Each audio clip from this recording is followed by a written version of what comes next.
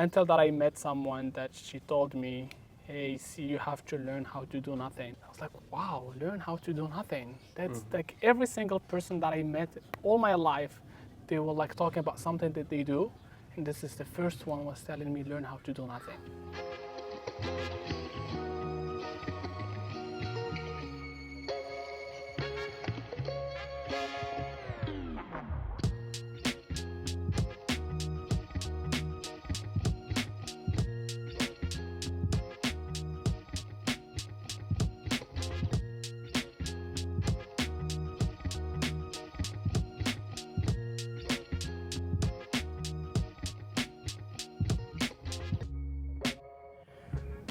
Hello everyone. Today our guest is C. C is a persona in Ubud, artistic soul. If you are interested in art, like paintings, so this is the one to contact with. Once again, thank you for inviting me to your beautiful space. We are sitting in a beautiful garden and we can talk. I can ask you questions. I'm very delighted. So first of all, if you could say a little bit about your journey and what happened actually before you came to Ubud or before you started being interested in art. I don't know if there was any period in time like that, but if we could start from the very beginning. Yeah. Well, first of all, thank you so much for coming here to my space. And thank you so much for having me in your podcast. It means a lot. This is like always a very grateful moment to share and to talk and to share about the experience overall. For me, my experience, like everyone pretty much here in Ubud, I had a normal life back in United States. I was married. I was having a full-time job. I was working in design and art pretty much all my life. And something like energetically was telling me like, no, I need to have some sort of change. And I had to listen to that voice and I let it go of everything that I had. And I had a business as well. I closed it and I came here. I didn't know why. I just got the calling to come to Ubud. I came in. I was living in Jimbaran for 3 months. And all what I was doing is isolating myself. I had like a lot of solitude. I was enjoying sunsets every single day. And then I moved here to Ubud after 3 months. And also when I moved here, I was just like following the callings. It was like, go to Ubud. I came to Ubud and all what I was doing is meditating and going to meditation classes, breathwork, yoga. And until that I met someone that she told me, hey, see, you have to learn how to do nothing.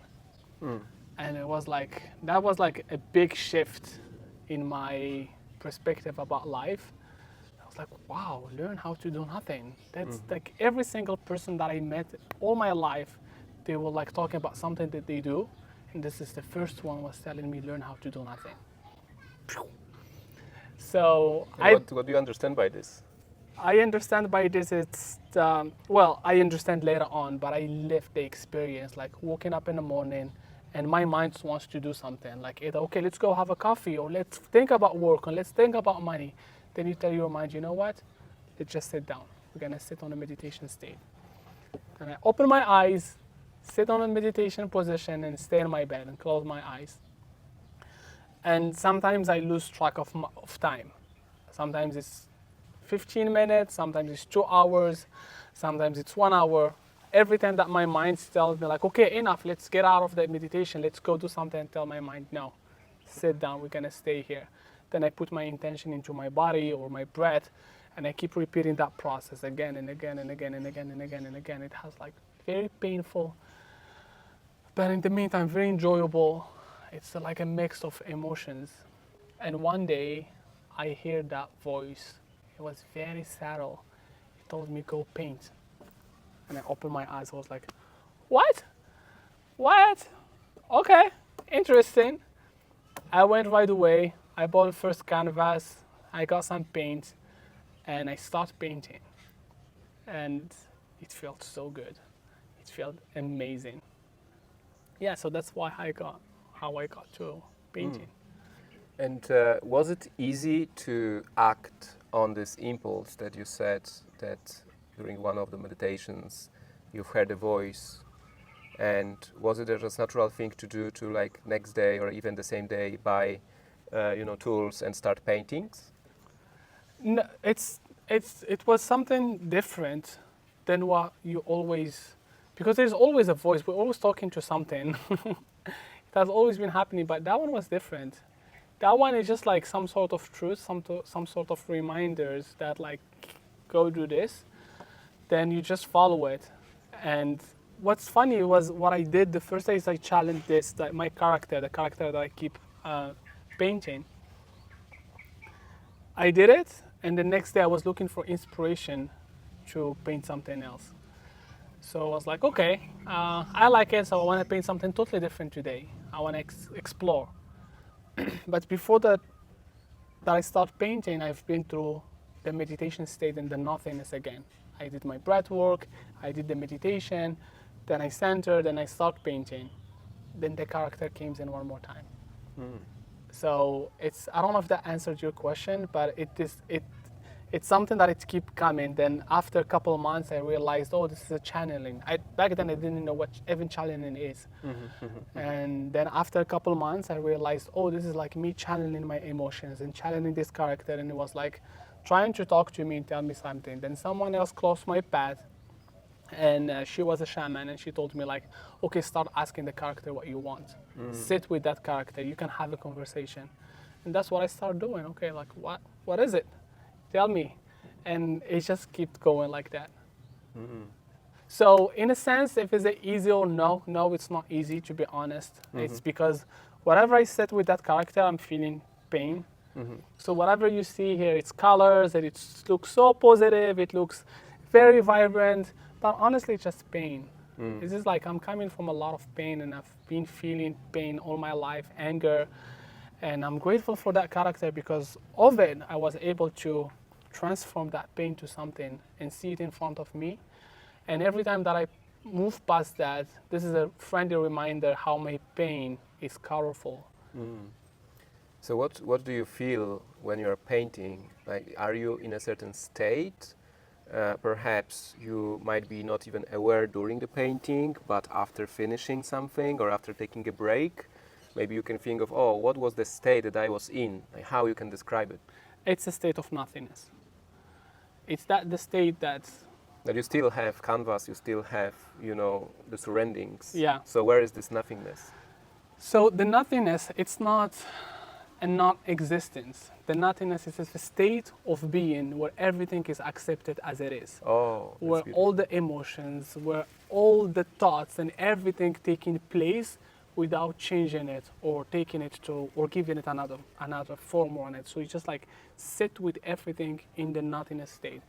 And also it's a reminder for you to be nothing, because when I get into that state of being nothing, I let it go of my belief. I've always thought like, okay, I figured out in business, I know how to do it. Social media, I'm really good at it. But in reality, my followers were going down and down. My views were going down and down. My job, my business was closed. My relationship was, so I was embracing that nothingness in a sense that like, okay, nothing was working. So I have to be honest with myself and sit and be like, okay, what I need to learn. And it was an experience of unlearning everything that I know about myself, everything that I know about how business works, how relationship works, and how even having a job, a normal job, how it works, even like my daily life, how it works. So being on that nothingness is just like forgetting about everything, then rebuilding yourself in a new state. And that allowed me to, okay, I need to do research about social media one more time. Then I start doing research, learning new techniques. I start doing research about business as well. I will start doing research about spirituality, the way how I meditate. Then I start taking classes of meditation and workshops. And I got my Kundalini yoga teacher training. I was able to go through that until that I embraced the nothingness, that I'm nothing. It's so beautiful. May I ask you about your relationship with abundance? So you mentioned about the business that you had. So was it something mission driven, or maybe your goal was to, to get more abundance so that you can support your family? What was your motivation, and what was the business about? Well, definitely back on the knowledge that I had, it was money driven, but in the meantime, I had a mission. So I've always been making sustainable products. I've been supporting women, especially artisans in Morocco, and we will give them job and we're trying to give them a better living. So it was a mission behind it, but also intentionally I was seeking money. I was seeking money and I was like putting them in the front. So like, okay, the business has a mission and stuff, but when the intention is not really strong, it will not, you can lie to yourself, but you cannot lie to energy. So being again on the state of nothingness, it's embracing that like I was lying to myself and be okay with it. It was the experience that I need to embrace. So that does not mean I was not really supporting them. I was supporting them, but the main support was myself and making money. That's why I was seeking abundance. And what was the business about?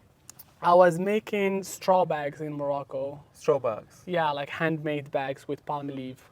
Oh. And we were customizing them. So what are you calling them? Straw? Straw, like straw bags. Oh, okay. It's okay. palm leaf bags. Oh, okay, okay, Yeah, okay. yeah. And you were selling them in Morocco? No, I was selling them in the United States. Oh, and Yeah. you were living there I was in living US? there. Yes, yes. But you were producing them in Morocco? We were producing them in Morocco, Oh, okay. and we were like focusing on B2B only, Uh-huh. and just working with big accounts and small boutique stores all around the state, and we customized the collection based on their need. And also for me, I was using design and my knowledge on art to serve other people, not myself. So we receive a client, they were like, hey, I want a special collection, can you design it for us? And we designed that collection for them. It was usually given to other people. So it was a little bit, I like what I do, but it was far from me in the meantime. And that's why it was bringing me a lot of anxiety and a lot of depression and a lot of fear because I was seeking money. Then if a campaign didn't work or if an order didn't arrive on time, I was like living in that fear. And I was like, no, I don't have to lose clients and I have to. And I end up by losing clients and showing the fear on the business that was not really pleasing. Oh, it's super interesting. So how did it happen that at the end you stopped? Yeah, at the end, so an earthquake happened in Morocco last year. And most of my artisans got affected about the earthquake. And there is a guy who used to manage the operations in Morocco. He lost a couple of family members. It was a very tragic event. Then I had no choice than closing it. Then I was like reimbursing a lot of clients. And I had no choice than just like closing it and be like, okay, I have to close that business. And you were still in US at that time? And no, at that time I was in Bali. You were in Bali I was in already? Bali, yeah. Because you are in Bali how long? A year and a couple of months now. A year and a couple of months. Yeah. Okay. And what happened next? Like how you, what's your relationship with the abundance now? Now I have a different perspective of abundance. It does not have to be money related. Having a nice breakfast in a rice field, this is abundance for me. Having a good quality connection with people and you can like share a nice meal, this is abundance for me. Being in the community, serving the community, this is abundance for me. So abundance coming from a state of the heart and how the heart feel. It does not have to reflect how much money you have in your bank account and how much sales are you making per month. When I sell my art, for example, when I sold my first, I only sell the digital version. When I sold my first digital version, I felt so abundant. I was like, what a feeling. What a feeling. This is something I made with my hands. I took opportunity to put it on a website, advertise it, and someone liked it and bought it from me. So they bought physical painting or because it's a digital version? It's a printed version of this one. So like for example, this one, I'll take a picture of it, I scan it actually. Oh. Then I print. You send physical product or you send something to be printed? No, it's a printed product of this one. Already printed? You Printed, send. yes. Okay, yeah. got it. With frame and Okay. yeah. Okay. And nice. they send me a picture, like putting it in their space. And I was like, wow. So look how lucky I am in this life that someone has a piece of me, a piece of that vibe here in their house. So beautiful, even if it's Spain, but it looks good on their space. So Yeah. So, if I may ask, Yeah. because for sure many people who are watching us, they think, oh my God, what a beautiful life, living in Bali, painting, having the website, selling. So, for sure many people ask question like, okay, is it make a living? Like, am I able to really like leave my 8 to 5 job and do similar thing? Just follow my passion, and just paint. So I think it could be inspiring to them to hear a little bit about it. If you don't mind, of course, sharing if it may make a living, or maybe you just do some additional things to keep a healthy flow. yeah. Do you want a surface question answer or a deep answer? Deep. So I'll give you an answer coming from nothing, Okay. coming from what Yes. I've been challenging. Yes, please. So there's 4 categories in this planet. There's categories of people that they don't believe that they have a gift. No matter how you tell them like, hey, you're gifted, you can change your life, they will not listen to you. There's category of people you just bless them with love and you wish them well and you don't have to go and change anything about them. Then there's the second category of people that they know that they have a gift, but they don't know what is it. And this is the beginning of the healing journey, when they're like, okay, I have something, I don't know what is it, and they go look deep for what is it. Then there is people who they find their gift and they didn't tap into the full energy of it yet. So they find their gift and they play in it small, but I want to stay in my job, I want to keep making income here. You never know if it will not work or not. So they still have doubts about that. Then there is the last category. It's people who realize that the gift is not their gift. It was gifted to them. God or the universe, whatever they believe in, they give them that gift because they have a bigger impact in this life. Think about Lionel Messi or Michael Jordan or all those big people that they are gifted. They know that the money, that they're not chasing money, abundance, or if they will make a living or no. But they have a responsibility first to sharpen their gift. Second of all, they always showing up. Even if they lose, even if it didn't work, even if no matter what happened, they keep training and they keep showing up because that gift was given to them with a big responsibility. And when you realize that responsibility, it's not about are you making a living or no.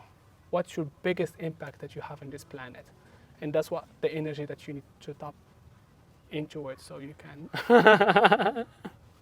Yeah, so these are the 4 categories. If anyone who is in the category of like, oh, I'm scared to quit my job and stuff, it's fine. It's fine. Embrace, if in order to go to the other category, you have to know where you are, embrace it, then do the work, which is the inner work. Dig in, inside, and see what fear is telling you that you cannot make money from that gift. Until that you realize that like, okay, I need to sharpen it even more so I can be so good at it, then you can move on to the next step. It's a journey.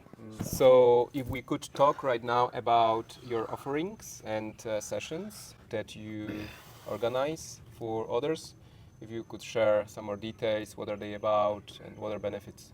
So my session is about heal the inner artist. So people, when they came here, it's a journey. We do breathwork, meditation, and painting. Then I read the art at the end, so we understand what state they have been through. All right. So I participated in this session. It was really beautiful, nourishing, fulfilling. I feel right now very well and charged, like for days or weeks or months. Could you say a little bit more about the phases that we went through? Maybe not too many details to like keep the element of surprise for others that will be joining. Yeah, kinder surprise. Yeah, but like to give a little hints what to Yeah. expect during the session. So first of all, it's breathwork. And this state is very important to arrive and to, first of all, feel grounded. Second of all, it's to calm down the mind and have access to the energy. The second one is the meditation. And when we do some call-ins of other energy, other itineraries that they come and help us through the journey, then questioning. So it's going to be the guidance and inspiration so we can start painting. Then the painting. And when we paint, usually we listen to affirmations and we listen to music and we talk. That's That's the best part, because we want that energy to go out, and we talk about it and we transform it to colors and shapes. And then at the end, I read the art to understand what state you've been expressed in. And for some reason, I just like know what's the art about and what needs to reveal to you. Then I give you like spiritual guidance of what you need to work on next, so you can move to the next state. Okay. And what's the name of the session? What's the title? Heal the inner artist. Heal the inner artist. So the parts that are involved is the healing process. Yes. And is like finding the inner part of myself that is reflected as artist. Exactly. So this journey, it's a full spiritual journey with creativity. So it means you do the breath work, you surface like that. If something surface or anything, and we take that energy right away and we transform it to something. We give it a new form. So it's a fully spiritual, 100% journey that needs to be explored. Okay. I can say that I explored my inner artist when I was drawing my painting, which is kind of a reflection of my inside on a paper. It was very interesting experience and a lot of realizations, even not during painting or being in this state, because it was a kind of, I don't even know how to describe it, but I was somewhere just doing it, how I felt. But after it, I had certain realizations when we were talking, what actually I drew. Like I didn't know what I drew when I was drawing, and when I finished, I didn't think about it, I just left it. I was like, okay, done. And then after half an hour, we started talking about the painting, and then it came to me what I actually drew, what's there, what's the meaning. I never expected this kind of realizations, afterwards. So I'm very grateful for that. Thank you so much. Also, we had a beautiful conversation during all of that, which started in a very innocent way. It was just, chatting, Yeah. like slight questions about here and there, what happened. And then starting from there, we just went to so deep topics in a very natural way. I felt like the space is here, open for me, safe, supportive energy surrounding me here. So not only this beautiful garden that we are in, but also this bubble that I got into. Thank you so much. No, thank you so much. Thank you for showing up. Thank you for bringing yourself, your truth. And thank you for sharing. Thank you for allowing yourself to express unapologetically. So grateful. And I'm so happy to read your art and to see what reveals for you. Thank you. If you could just give us a few words Yeah. about benefits of these sessions, maybe based on your experience and other participants, maybe they gave you some feedback and you already know what can happen afterwards. So what can happen is you will actually, I don't want to put expectations on it. It's better to come with no expectations. But usually from the beautiful souls that they came here, they start painting more, or they start singing more, or they start knowing or finding ways to transfer their energy to something else and to tap into their creativity, because we only came here to create. We only came here to be creative. And after the sessions, some people, they start tapping into that creative side. Also, it's for the manifestation perspective, because here you release. So if you want to manifest, you have to let it go of something, and you have to face something else. So this is a good stage of releasing, let it go of things, so you can have space of what you want to manifest, and also you get closer of what you want to manifest, because you're closer to your heart, your desire, to your creativity, and that's what the manifestation works the most. Okay, amazing. Thank you. Thank you once again so much. Anything else that you would like to share? Yes, this is a message for the humanity. It's just a friendly reminder. We came here to create, we came here to be creative. Please dance more, create more, do art, sing, go to the nature, play more, stop taking life too seriously. You're gonna be okay. Everything's gonna be okay at the end. Just do what you love and smile more. And Suksama Mali. Thank you so much. Thank you so much. Thank you for coming. Thank you.